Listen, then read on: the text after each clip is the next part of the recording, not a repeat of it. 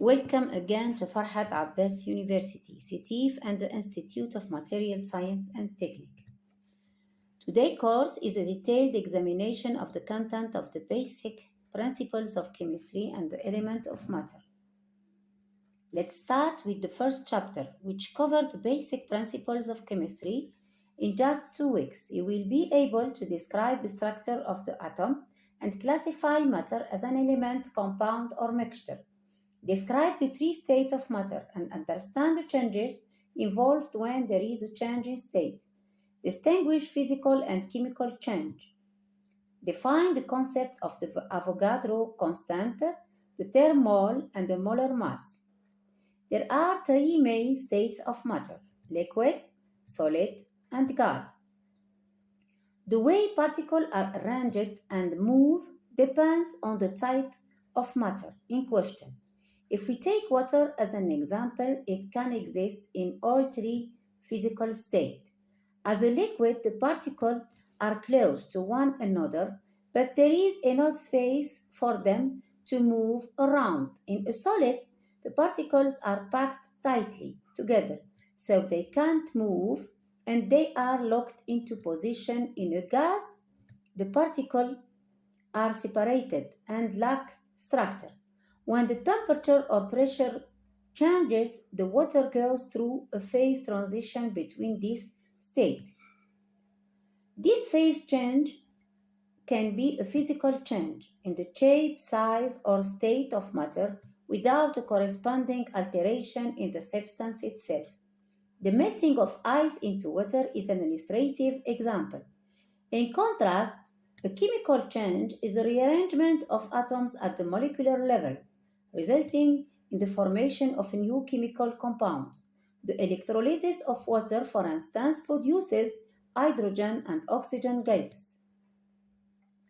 Matter is composed of pure substance. It can be an element like metals, nonmetals, and hemimetals, or a compound like covalents and ionic salts. The combination of more than one substance is a mixture. There are two types of mixture.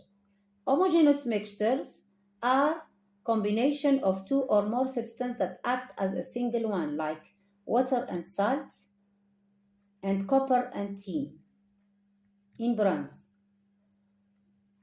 And heterogeneous mixture like oil and water. A drop of water, for example, is composed of microscopic units called molecules. These molecules are themselves composed of at least two atoms, which are compounds of three primary particles: protons, neutrons, and electrons. Protons and neutrons are located within the atom's nucleus, while electrons orbit around it. Electrons are negatively charged, while protons are positively charged, and neutrons are uncharged. Protons and neutrons are made from quarks and held together by gluon. For molecule is the smallest particle of substance. It is composed of one or more atoms. Diatomic molecules can be uninuclear, like hydrogen and nitrogen, or heteronuclear, like water and dioxide carbon. Polyatomic molecule contains several elements joined together in a fixed proportion. The relationship between the amounts of matter are illustrated in this diagram. We read the mole of elementary units represent the amount of matter in a system containing Na elementary units. This number, 6.022 times 10 to the 20th power, is referred to as the Avogadro number. It is named in honor of the Italian physicist Amedeo Avogadro, who proposed that equal volume of all gases at the same temperature and pressure contain the same number of molecules. M is the molar mass in gram per mole. Now let's dive into the second chapter, elements of matter, which is going to be an amazing 3 weeks of learning. During this course, you You will describe the structure of the atom and differentiate among the subatomic particles that comprise it. Define the term elements and atomic symbol. Explain what atomic number and mass number indicate about an atom's nucleus. Describe how isotopes of an element differ from another. The atoms are represented by this symbol, where X is the element,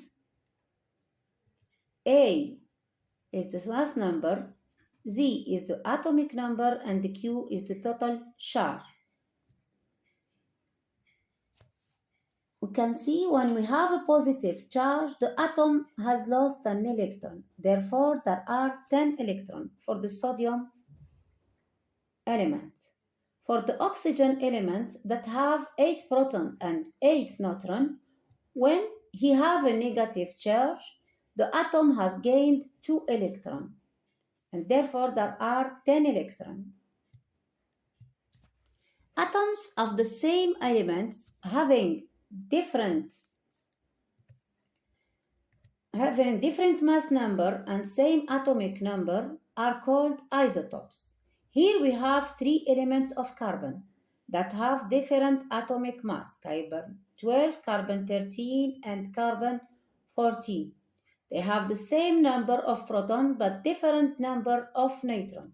For carbon 13 we have 1 extra neutron. For carbon 14 we have 2 extra neutron. As well as isotopes, there are also isobars and isotones. So isobars have the same mass number and different atomic number, while isotones have the same number of neutron and different atomic number and mass.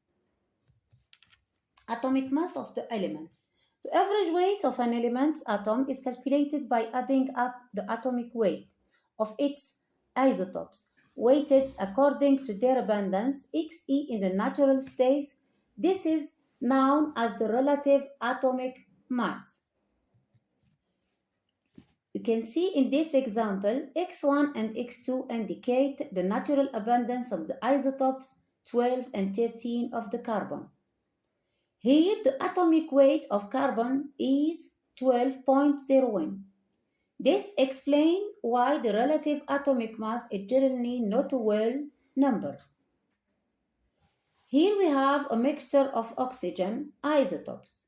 The atomic mass of the oxygen element is the average of its isotope mass, weighted according to their abundance, and it is equal to 16 grams per mole. In conclusion, the structure of matter course provides a comprehensive investigation of the fundamental principle governing the microscopic world. As students engage with the study of molecular structures and states of matter, they develop both theoretical understanding and practical abilities, equipping them with the capacity to analyze the intricacies of matter at its most fundamental level. Get started, explore the course, and engage actively in discussion.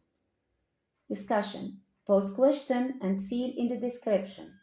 Thank you for joining us on this enlightening path. See you in the next lecture.